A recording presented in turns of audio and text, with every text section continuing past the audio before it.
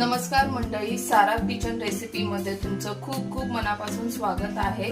तर आज मी मस्त रेसिपी घेऊन आली आहे, सुक्कं मटण। इथे मी शिजवून घेतले अर्धा किलो मटण, एक टमाटर घेतलाय, 2 मिरच्या घेतल्यात, मधून चिरा पाडून घेतलेल्या आहेत, आणि इथे 2 मीडियम कांदे घेतलेत बारीक कट करून, आणि इथे अद्रक लसूणची पेस्ट आणि आपले हे घरगुती मसाले सगळे। तर चला, आपलं तेल तापलेलं आहे मस्तपैकी, तर आपण हा बारीक चिरलेला कांदा टाकूया। कांद्याला मस्त असा गुलाबी रंग येईपर्यंत भाजूया। कांदा मस्त आपला गुलाबी रंगाचा परतून झालेला आहे, तर ह्याच्यामध्ये आपण अद्रक लसूणची पेस्ट टाकणार आहोत। तुम्ही बघू शकता 1 चमचा टाकत आहे मी अद्रक लसूण पेस्ट। आता आपण इथे 1 टमाटर घेतलेला तो पण टाकूया। मिरच्या मी नंतर टाकणार आहे, कारण की त्या लवकर शिजून जातील। मस्त आपलं अद्रक लसूण पेस्ट, टमाटर, कांदा चांगला परतून झालेला आहे, तर आपण हे मसाले टाकूया। अर्धा चमचा काश्मीरी लाल तिखट, अर्धा चमचा गरम मसाला, अर्धा चमचा जिरे पूड, धने पूड, हळद, चवीनुसार मीठ 1 चमचा,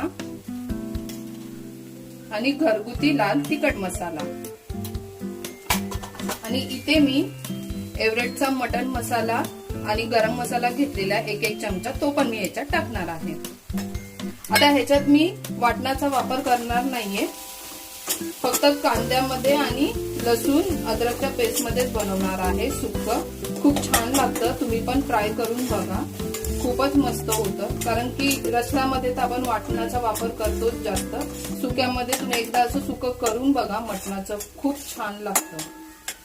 मसाले पण आपण परतून घेतलेले आहेत, तुम्ही बघू शकताय बघा, मस्त असं तरी सुटलेली आहे। आता ह्या चिरा पाडलेल्या 2 मिरच्या पण मी ह्याच्यामध्ये टाकणार आहे, आणि इथे हे मटण शिजवून ठेवलेलं ते पण आता ह्याच्यामध्ये टाकणार आहे, आणि मिश्रण सगळं एकजीव करून घेणार आहे। तुम्ही बघू शकता, खूप सुंदर असं दिसतंय, आणि सुगंध तर एवढा मस्त सुटला ना, मटण पण एवढं छान शिजलेलं आहे ना, एकदम कवळं मटण होतं बोकडाचं। खूप छान असं सुगंध सुटलाय मसाल्यांचा, मटण शिजलेला आळणीचा। मग आता आपण हे सगळं एकजीव करून घेतलेलं आहे। आणि हा, तुम्हाला माझ्या रेसिपी कशा कशा वाटतायत मला नक्की कमेंट्स करा, आणि माझ्या चॅनलला सारा किचन रेसिपीला सबस्क्राइब नसेल केलं तर सबस्क्राइब करा, आणि अजून छान छान रेसिपीसाठी, आणि अजून तुम्हाला व्हिडिओ वेगवेगळ्या पद्धतीत बघायचे असतील गावरान ठसक्यामध्ये, तर मला नक्की कमेंट्स करून सांगा। मी अजून तुमच्यासाठी छान छान रेसिपी घेऊन येईल साध्या सोप्या पद्धतीमध्ये। आणि आता आपल्या या सुक्या मटणला 5 मिनिटं बारीक गॅसवर ठेवूया।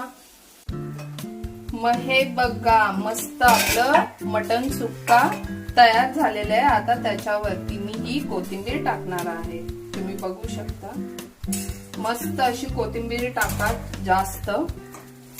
हे बघा,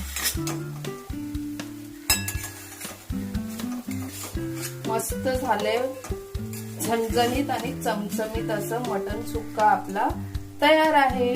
बघ मंडळी, मस्त मस्त झणझणीत आणि चमचमीत असं मटण सुक्का आपलं तयार झालेलं आहे। तुम्ही पण नक्की रेसिपी ट्राय करा, आणि मला कमेंट्स मध्ये सांगा, आणि माझ्या चॅनलला सबस्क्राइब नसेल केलं तर सबस्क्राइब करा, आणि लाईक कमेंट शेअर करा। Bye bye.